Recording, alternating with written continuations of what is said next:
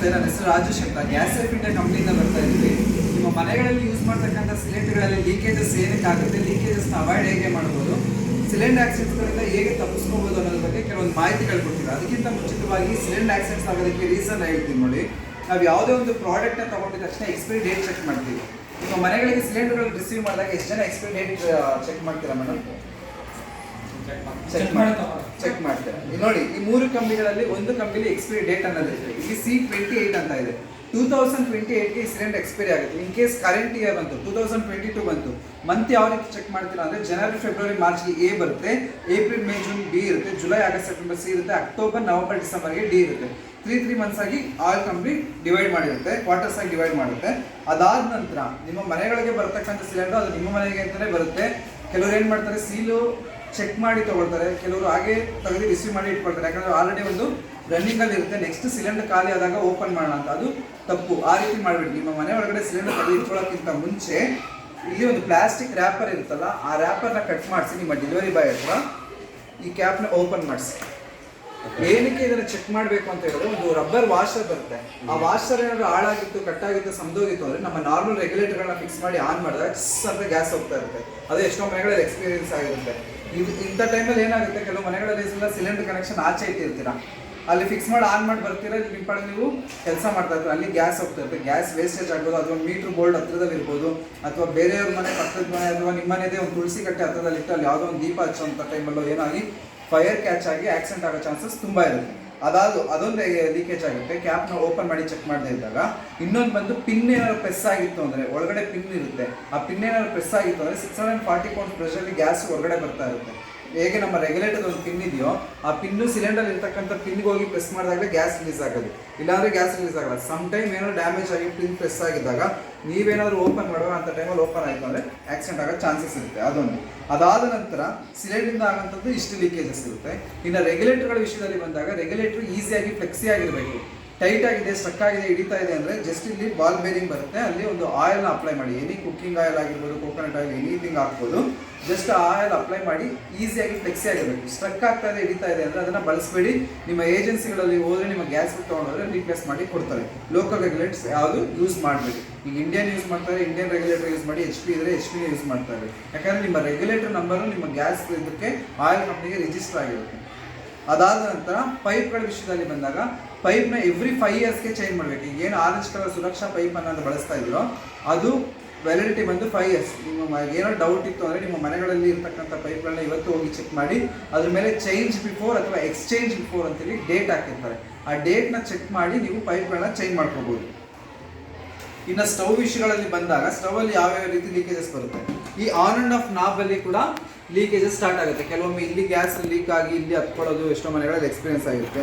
ಮತ್ತು ಜಟ್ಗಳು ಬ್ಲಾಕ್ ಆದಂಥ ಸಂದರ್ಭದಲ್ಲಿ ಇಲ್ಲಿ ಒಂದು ಸಣ್ಣ ಜಟ್ ಇರುತ್ತೆ, ಅದ್ರ ಮುಖಾಂತರ ಗ್ಯಾಸ್ ಸಪ್ಲೈ ಬರೋದು.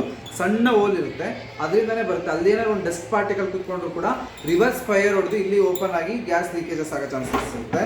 ಮತ್ತು ಮೋಸ್ಟ್ ಆಫ್ ಆಕ್ಸಿಡೆಂಟ್ಸ್ ಬಂದು ಈ ಪೈಪ್ಗಳನ್ನ ಫಿಕ್ಸ್ ಮಾಡ್ತಿರಲ್ಲ, ಈ ಪೋರ್ಷನ್. ಯಾಕಂದರೆ ಈಗ ಬರ್ತಾ ಇರ್ತಕ್ಕಂಥ ಸ್ಟವ್ಗಳಿಗೆಲ್ಲ ಪೈಪ್ ಕನೆಕ್ಷನ್ ಬಂದು ಬ್ಯಾಕ್ ಸೈಡ್ ಬರುತ್ತೆ, ಹೌದಲ್ಲ ಮೇಡಮ್? ಎಷ್ಟು ಜನ ಮನೆಗಳಲ್ಲಿ ಬ್ಯಾಕ್ ಸೈಡ್ ಯೂಸ್ ಮಾಡ್ತಾ ಇದ್ದೀರಾ? ಈಗ ಎಷ್ಟೋ ಮನೆಗಳಲ್ಲಿ ಬ್ಯಾಕ್ ಸೈಡ್ ಇರುತ್ತೆ. ಆಫ್ ಸಿಸ್ಟಮ್ ಆಗಿರ್ಬೋದು, ಗ್ಲಾಸ್ ಸಿಸ್ಟಮ್ ಆಗಿರ್ಬೋದು, ಆ ರೀತಿ ಎಲ್ಲ ಸ್ಟವ್ಗಳಿಗೆ ಬಂದು ಬ್ಯಾಕ್ ಸೈಡ್ ಬರುತ್ತೆ. ನೀವು ಯಾವಾಗ ಸ್ಟವ್ನ ಹಿಂಗೆ ಎತ್ತಿ ಕ್ಲೀನ್ ಮಾಡ್ತೀರೋ ಬ್ಯಾಕ್ ಸೈಡಿಗೆ ಓಪನ್ ಆಗ್ತಾ ಇರುತ್ತೆ. ಇಲ್ಲಿ ಕೆಲವೊಂದು ಮೆಟಲ್ಲೇ ಕಟ್ ಆಗೋ ಚಾನ್ಸಸ್ ಇರುತ್ತೆ. ಅದರಿಂದ ಸುಮಾರು ಆಕ್ಸಿಡೆಂಟ್ಸು ಆಗಿದೆ. ಇಷ್ಟು ಆಕ್ಸಿಡೆಂಟ್ಸ್ ಆಗುತ್ತೆ. ಇದನ್ನು ಸೇಫ್ಟಿ ಯಾವ ರೀತಿ ಮಾಡ್ಬೋದು? ಈಗ ಫೈರ್ ಡಿಪಾರ್ಟ್ಮೆಂಟ್ ಆಗಿರ್ಬೋದು, ಅಥವಾ ಮಿಲಿಟರಿ ಪೊಲೀಸ್ ಡಿಪಾರ್ಟ್ಮೆಂಟ್ ಆಗಿರ್ಬೋದು, ಎಲ್ಲೆಲ್ಲಿ ಕ್ಯಾಂಪ್ಗಳು ಕೊಡ್ತಾ ಇರ್ತಾರೆ. ಸಿಲಿಂಡರ್ ಆಕ್ಸಿಡೆಂಟ್ ಎಲ್ಲೇ ಬೆಂಕಿ ಕಾಣಿಸ್ಕೊಂಡು ಒಂದು ಒದ್ದೆ ಗೋಣಿ ಚೀಲ ಅಥವಾ ಒದ್ದೆ ಕಂಬಳಿನ ಸುತ್ತೋದ್ರಿಂದ ಬೆಂಕಿ ನಂದೋಗುತ್ತೆ. ಯಾಕಂದರೆ ಆಕ್ಸಿಡೆಂಟ್ ಯಾವಾಗ ಕಟ್ ಆಫ್ ಆಗುತ್ತೋ ಬೆಂಕಿ ಉರಿಯೋದಿಲ್ಲ. ಅದೊಂದು ಮಾಡ್ಬೋದು. ಇಲ್ಲಾಂದರೆ ದೊಡ್ಡ ಪ್ರಮಾಣದಲ್ಲಿ ಎಲ್ಲಾನ ಗ್ಯಾಸ್ ಹೋಗಿ ಬೆಂಕಿ ಉರಿತಾ ಇದ್ದಾರೆ, ತಕ್ಷಣ ಓಡೋಗಿ ನಮ್ಮ ಮನೆಗಳಲ್ಲಿ ಯೂಸ್ ಮಾಡ್ತಕ್ಕಂಥ ರೆಗ್ಯುಲೇಟರ್ಗಳನ್ನ ಆಫ್ ಮಾಡಬೇಕು. ರೆಗ್ಯುಲೇಟರ್ಗಳನ್ನ ಆಫ್ ಮಾಡಿದ್ರೆ ಆಟೋಮೆಟಿಕ್ ಸಿಲಿಂಡರ್ ಅನ್ನೋದು ಬರ್ತಿರ್ತಕ್ಕಂಥ ಗ್ಯಾಸು ನಿಂತೋಗುತ್ತೆ. ಆದರೂ ಕೆಲವರು ಧೈರ್ಯ ಮಾಡಲ್ಲ. ಏನಕ್ಕೆ ಅಂತ ತೋರಿಸ್ತೀನಿ. ಅದಕ್ಕಿಂತ ಮುಂಚಿತವಾಗಿ ನಮ್ಮ ಕಂಪ್ನಿಯಿಂದ ಒಂದು ಗ್ಯಾಸ್ ಸೇಫ್ಟಿ ಡಿವೈಸ್ ಅನ್ನೋದಿದೆ. ನಿಮ್ಮ ಮನೆಗಳಿಗೆ, ಟಿವಿಗಳಿಗೆ, ಫ್ರಿಜ್ಗಳಿಗೆ ಯಾವ ರೀತಿ ಒಂದು ಸ್ಟೆಪ್ಲೈಸರ್ ಯೂಸ್ ಮಾಡ್ತಿರೋ ಸೇಮ್ ಅದೇ ಥರ ನಮ್ಮ ಗ್ಯಾಸ್ ಸಿಲಿಂಡರ್ಗಳಿಗೆ ಒಂದು ಸೇಫ್ಟಿ ವಾಲ್ವ್ ಅಂತ. ಎಷ್ಟು ಜನ ಇದನ್ನು ಬಳಸ್ತಾ ಇದ್ದೀರಾ? ನಿಮ್ಮಲ್ಲಿ ಯಾರನ್ನ ಬಳಸ್ತಾ ಇದ್ದೀರಾ? ಓಕೆ. ಇದು ಏನು ಕೆಲಸ ಮಾಡುತ್ತೆ? ನಮ್ಮ ನಾರ್ಮಲ್ ರೆಗ್ಯುಲೇಟರ್ ಥರನೇ ಇದೆ, ಬಟ್ ಒಂದು ಎಕ್ಸ್ಟ್ರಾ ಒಂದು ಮೀಟರ್ ಇದೆ. ಈ ಮೀಟ್ರಲ್ಲಿ ನಿಮ್ಮ ಸಿಲಿಂಡರ್ ಲೆವೆಲ್ ಎಷ್ಟಿದೆ, ಯಾವಾಗ ಸಿಲಿಂಡರ್ ಖಾಲಿ ಆಗುತ್ತೆ, ಪೂರ್ತಿ ಪ್ರಮಾಣದಲ್ಲಿ ಸಿಲಿಂಡರ್ ಇದೆಯಾ, ಇನ್ನು ಎಷ್ಟು ದಿವಸ ಬರುತ್ತೆ ಅದು ಕೂಡ ನಮಗೆ ಗೊತ್ತಾಗುತ್ತೆ. ಅದನ್ನು ಯಾವ ರೀತಿ ಚೆಕ್ ಮಾಡೋದನ್ನ ತೋರಿಸ್ತೀನಿ ನೋಡಿ. ನಮ್ಮ ನಾರ್ಮಲ್ ರೆಗ್ಯುಲೇಟರ್ನ ಸಿಲಿಂಡರ್ಗೆ ಹೇಗೆ ಹಾಕ್ತಿರೋ ಸೇಮ್ ಅದೇ ಥರ ಫಿಕ್ಸಿಂಗ್ ಇರುತ್ತೆ. ಜಸ್ಟ್ ಫಿಕ್ಸ್ ಮಾಡಿ ಆನ್ ಮಾಡ್ತಾ ಇದ್ದೀನಿ. ನಿಮ್ಮ ಪ್ರಕಾರ ಈಗ ಗ್ಯಾಸು ಹೊರಗಡೆ ಬರಬೇಕು. ಏನಾಗ 1% ಕೂಡ ಇಲ್ಲಿ ಗ್ಯಾಸು ಹೊರಗಡೆ ಬರ್ತಾ ಇಲ್ಲ. ನಾವು ಪ್ರತಿಯೊಂದು ಕನೆಕ್ಷನ್ ಸರಿಯಾಗಿದ್ದಂಥ ಸಂದರ್ಭದಲ್ಲಿ ಮಾತ್ರ. ಹಾಗಾದರೆ ರೆಗ್ಯುಲೇಟರ್ ಒಂದು ಇದು ಸೈಡಲ್ಲಿ ಫಿಕ್ಸ್ ಆಗುತ್ತೆ. ಸ್ಟವ್ ಕೂಡ ಆನ್ ಮಾಡ್ತೀನಿ.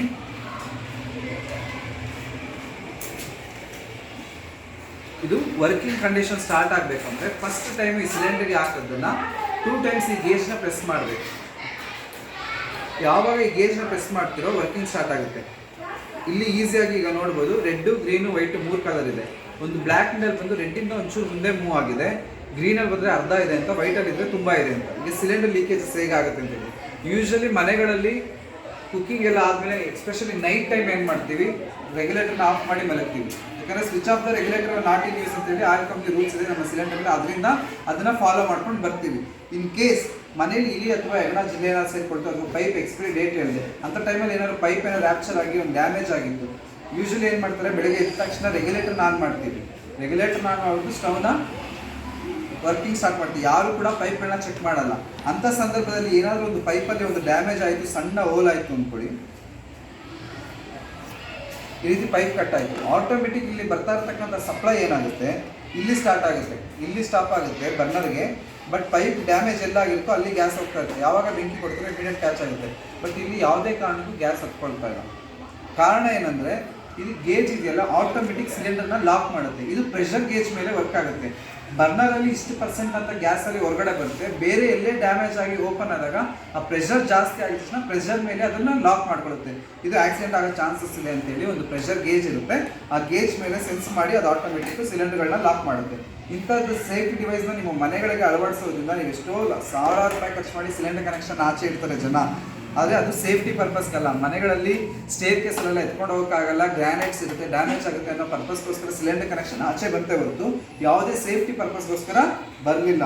ಇದನ್ನು ನಿಮ್ಮ ಮನೆಗಳಿಗೆ ಅಳವಡಿಸೋದ್ರಿಂದ 365 ದಿವಸ ಯಾವುದೇ ಟೆನ್ಷನ್ ಇಲ್ಲದೆ ಯೂಸ್ ಮಾಡ್ಬೋದು. ನಾನು ಆವಾಗಲೇ ಹೇಳಿದೆ ಮೋಸ್ಟ್ ಆಫ್ ಆಕ್ಸಿಡೆಂಟ್ಸ್ ಇಲ್ಲಿ ಪೈಪ್ಗಳು ಕಿತ್ತು ಬರೋದು, ಸ್ಟವ್ಗಳ ಡ್ಯಾಮೇಜಿಂದ ಬರುತ್ತೆ ಅಂತೇಳಿ. ಅಂಥ ಸಂದರ್ಭದಲ್ಲಿ ಏನಾದ್ರು ಪೈಪ್ ಓಪನ್ ಆಯಿತು ಅಂದ್ಕೊಳ್ಳಿ, ಆಟೋಮೆಟಿಕ್ ಸಿಲಿಂಡರ್ ಲಾಕ್ ಆಗುತ್ತೆ.